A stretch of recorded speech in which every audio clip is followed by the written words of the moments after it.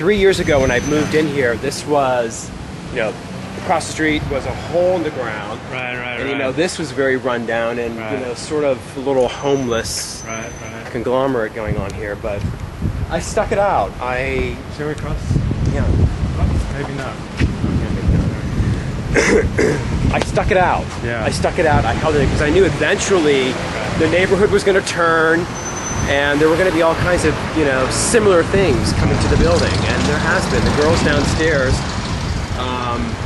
have an organic tanning. There's a massage upstairs. There's life coaching. So there's all kinds of really, really, really great things going on in the neighborhood. Why did the neighborhood change for the better? What's happened? Well, I think it's just evolution of the neighborhood. I mean, it's time for this part of the beach to come alive. How long have you lived in Santa Monica? I don't live in Santa Monica, actually. Okay. I live in Hollywood. Oh, okay. So why did you choose to situate here? The water appeals to me Yeah. a lot. Especially moving from Florida, moving from Miami 14 years ago. Uh-huh. The water appeals to me. So I wanted, I still wanted the feel of water, and I also still want the feel of it being relaxing, not... Yeah. Hollywood's all, fluff and smoke and mirrors. I wanted to keep what I have out here a little real. Right. And clients like that. People like that. People like, you being a little personal with them and it being real. Yeah. So why did you move to Los Angeles? I moved to Los Angeles to be with my sisters are here, so my family's here, and I knew that one day my baby sister would have children, and I didn't want to be the uncle 3,000 miles away. I wanted to be the uncle down the street. So I'm the uncle down the street now, which is really nice. So what do you love and hate about living in Los Angeles? I hate the traffic. Like, of course everybody hates the traffic, but I love LA. I think it's great. I mean, it's just a big mix of all kinds of crazy people, which gives it that great character.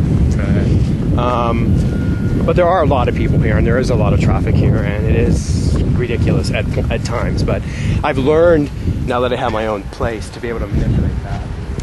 To be up to what? I've been able to manipulate the traffic, so I can come to work. I can basically make my own schedule, so I can come to work at 8 o'clock in the morning, and I can beat the traffic, and I can leave at 2 o'clock in the afternoon, and I beat the traffic. So I'm very fortunate to be able to have that luxury of not sitting in traffic all the time. But there are days I do have to sit in traffic. Yeah, you can't beat it perfectly. And what do you like to do in your spare time? In my spare time, sleep. You have spare time. Sleep. Yeah. I do a lot of Pilates, and I'm really into.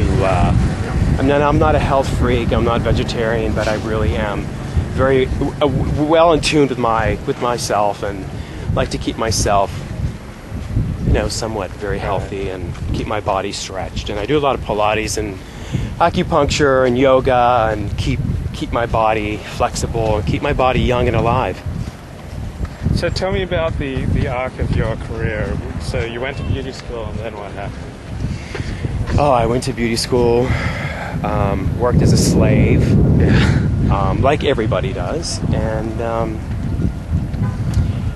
when I moved to LA, I didn't know if I wanted to stay in photo shoots and do TV commercials, and I just went back and forth, and then I wound up at a Hollywood salon, worked there for a while.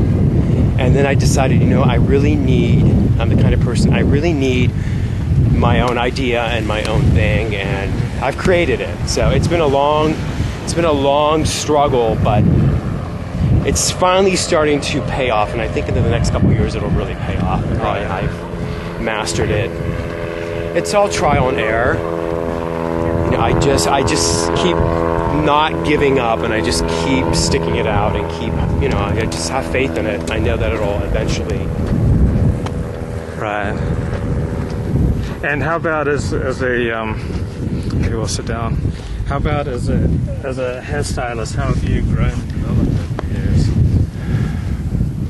Well, basically, history repeats itself, so it all just keeps coming back around. Girls will always have long hair, and guys will always have short hair. I mean, there's a little crossover, but pretty basically, girls like long, pretty hair. I mean, so that really doesn't change. When hair gets to a certain length, it really can't, unless you have somebody working on your hair every single day, and not many women have that luxury. So basically, nice, clean, nice, shiny, sexy hair is the way to go. And that has been around since ever. Guys, short, nice, clean hair, I mean, it's standard. I mean, it's not, unless you're young and you have somebody doing that hair all the time, it's pretty much just very simple. It hasn't really, hair is hair. It hasn't really, there's only so much you can do with it, A, before you kill it. Or B, if you want to keep it strong and shiny and healthy, you just do minimal to it. Highlighting's great. Keeping it, keeping your ends nice and clean. I mean, and it's a beach. It's a beach town. Girls want to keep it simple. Do women naturally go grey as early as men do? Because I always notice men going grey. It depends. You know what? I don't know. I really haven't mastered the whole gray thing. I guess it's really basically genetics and your stress level. And if your grandfather or your father has grayed early, you will gray early most likely. But I'm in my 40s and I don't have a gray hair, and I have a high stress level too. But it's weird. But I know 25-year-olds who have a full head of gray hair. Right. So I guess it's just I don't know. It's either you're gonna get gray or you're not gonna get gray. My father, I don't think, has really started graying until he was in his 50s. Right. And my grandfather had full white, head of white hair, so I really don't know the gray thing. And I think my parents, my mother and my grandmother both have very minimal gray hair.